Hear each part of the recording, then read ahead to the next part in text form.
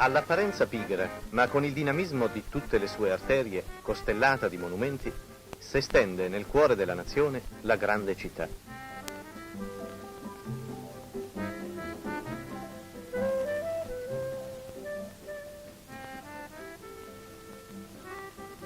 Intorno ad essa, come in tutte le città del mondo, corre una cerchia di periferia, quella che i parigini chiamano la banlieue. Ed anche in questa periferia vi sono stradette buie, vicoli contorti, dove si danno convegno ragazzi sfaccendati. Bill, Totò, Ferdi, Victor. Il loro destino è forse quello di alimentare le file della cosiddetta gioventù bruciata. Ragazzi troppo presto preda di equivoci richiami, lontani dalle cure d'una famiglia, sfiduciati, tristi.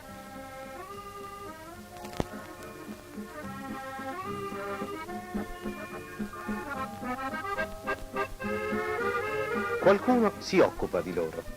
Un assistente sociale, un prete.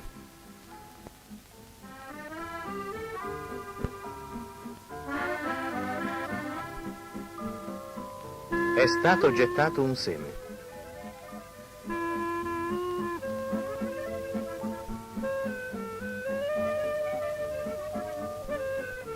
Per la prima volta essi potranno prendere contatto con un foyer, dove poter conoscere finalmente un'amicizia vera, un lavoro, una vita nella gioia.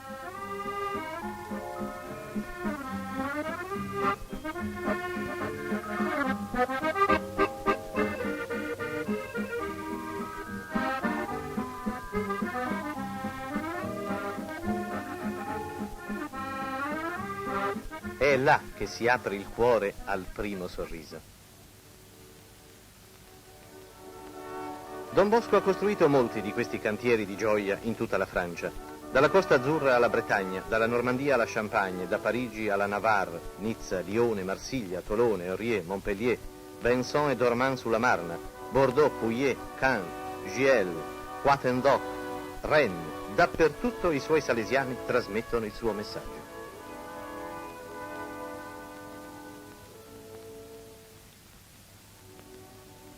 Anche sui cantieri di Don Bosco è passata la bufera della guerra, ma da tutte le rovine è sorta una ricostruzione.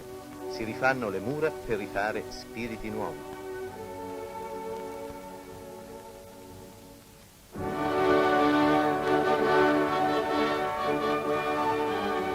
È così che in Normandia Caen avrà una scuola professionale tipo per giovani apprendisti. Una superficie di 5.000 metri quadrati per i soli laboratori.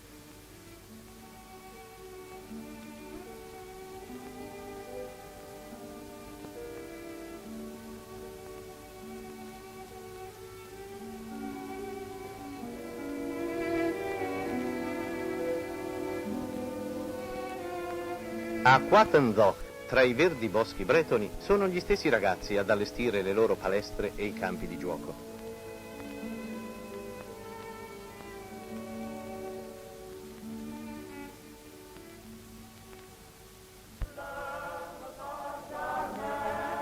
Insieme ad essi lavorano i loro educatori, stile di famiglia. Come potrebbe essere triste una casa sorta dalla collaborazione di tutti?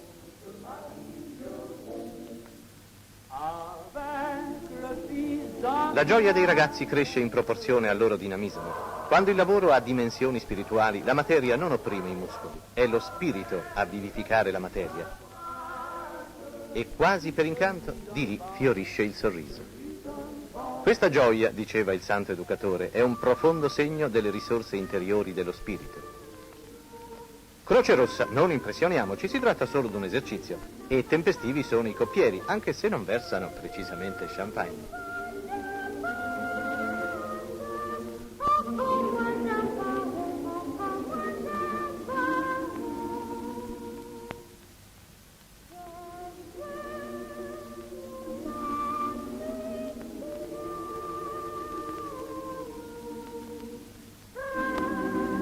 Il clima familiare, sereno, si prolunga in tutte le ore della vita quotidiana, negli incontri, nei carrefour. E se qualcuno, per un istante, ha per caso smarrito il sorriso, può varcare con facilità una soglia. e confidare i suoi crucci a chi in questa famiglia sostiene le veci del padre.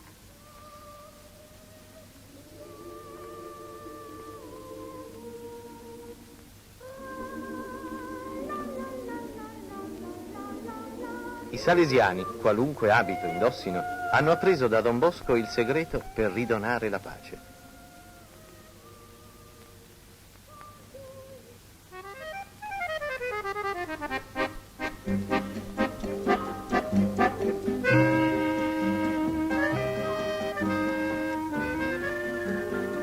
Anche la scuola è fonte di serenità, specie se affrontata con i più moderni ed efficaci metodi di insegnamento. E fonte di gioia è la seria ed intensa preparazione alla vita che danno le scuole tecniche e professionali dei salesiani. Alcune di esse sono state fondate dallo stesso Don Bosco. Il ragazzo vi impara con un mestiere ad amare Dio. Il lavoro stesso prende le forme della elevazione spirituale per nobilitare la persona di chi lo compie. Di qui il ragazzo uscirà uomo, tecnicamente qualificato e spiritualmente conscio delle proprie responsabilità di cristiano.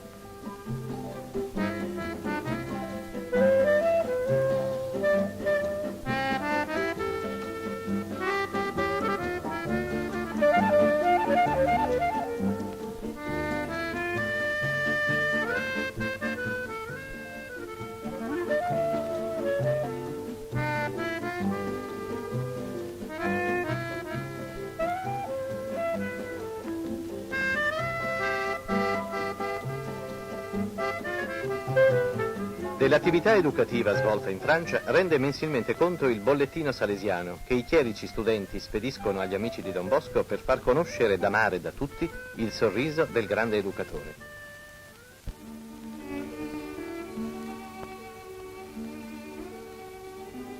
Nelle scuole agricole il vivo contatto con la natura facilita l'opera serenatrice dell'educazione. Queste scuole, organizzate secondo gli ultimi dettami della tecnica, hanno quasi sempre una specializzazione.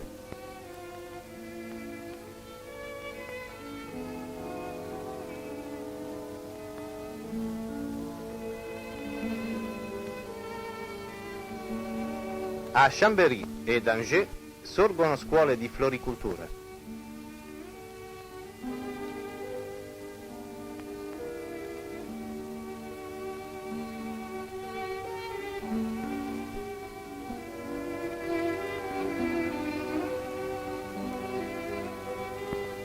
A Pouilly, la scuola salesiana, costruita sullo stile dei castelli angioini della Loire, accoglie ragazzi e fiori.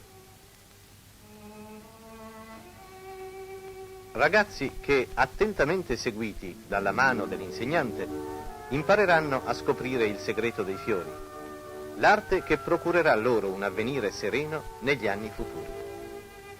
Speciali metodi studiati nelle facoltà universitarie ed agraria vengono applicati in questi campi. Una tecnica scientifica per la potatura, una tecnica scientifica per lo sviluppo delle sementi.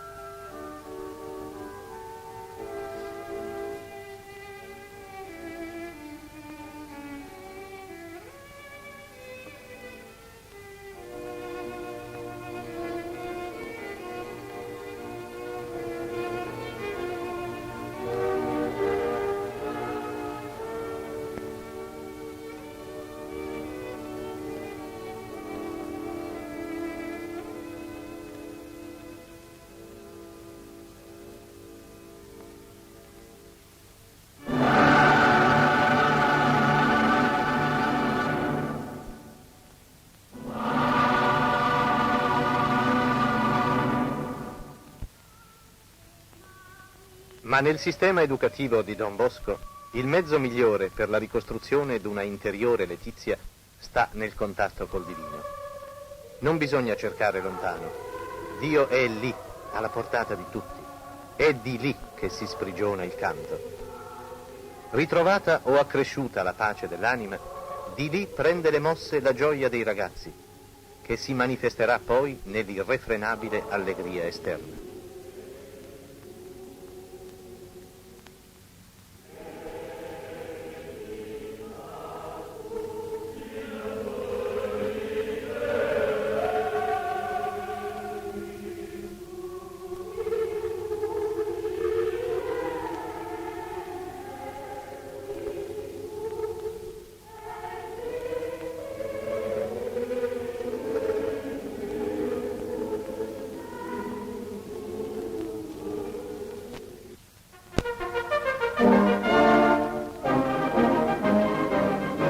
per questa gioia senza nubi che esplode in suoni di fanfare, in canzoni sceneggiate, in danze folcloristiche, in feste all'aperto, in kermesse e sfilate.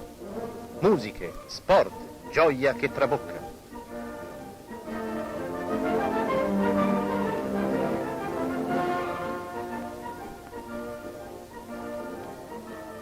Viene da pensare a Don Bosco che invita i suoi ragazzi: cantate, saltate, giocate, fate tutto quello che volete. A me basta che non offendiate il buon Dio.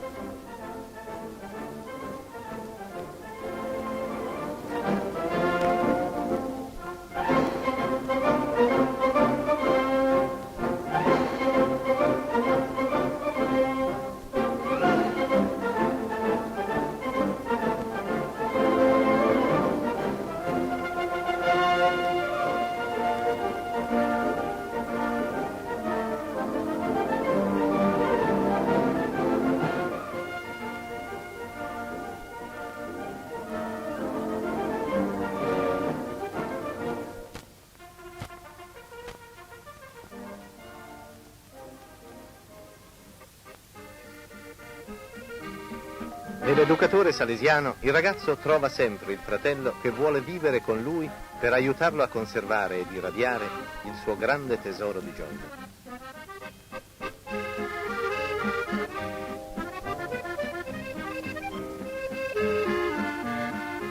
Sulle sponde della Senna, quelli che domani saranno consacrati a questo apostolato giovanile si preparano fin d'ora alla loro missione. Con le scienze sacre studi di filosofia, di pedagogia, di psicologia, di sociologia e pratica. Al doposcuola si parte per accogliere in 15 parrocchie i figli del popolo o per istruire nel catechismo i figli dei battellieri della Senna. Viene così stabilita una rete d'amicizie vasta come i fiumi e i canali di tutta la Francia, lungo i quali la vita col tempo disperderà tutti questi ragazzi. Anch'essi hanno bisogno di conoscere una gioia vera, come i fedeli di tante parrocchie salesiane a Mulhouse, a Parigi, come gli emigrati di Saint-Jean-Bosco, come i monelli di Manille-Montagne. È la Francia che per altre migliaia di ragazzi attende l'avverarsi di una gioia autentica, d'una vita degna di essere vissuta. La gioia che per molti intanto è ormai una felice conquista. Li riconoscete? Rifatti nei cantieri di gioia di Don Bosco, gli esistenzialisti della banlieue hanno cessato di percorrere la china della gioventù bruciata. Ora ogni giorno Raymond infila puntualmente il metro con il fido violoncello verso le scuole del conservatorio musicale. E Victor arriva, preciso come un cronometro, alla Banca Monod, presso l'Étoile. Alain, presso la Bastiglia, è un apprezzato coiffeur pour dame. François, invece, vende giornali nei quai lungo la Senna. E Michel ha trovato un'occupazione come orafo cesellatore. L'ambizione di Don Bosco è quella di restituire a tutti il sorriso. A tutti. Un sorriso che è frutto di mezzi diversi ed una sola pace, la pace dell'anima.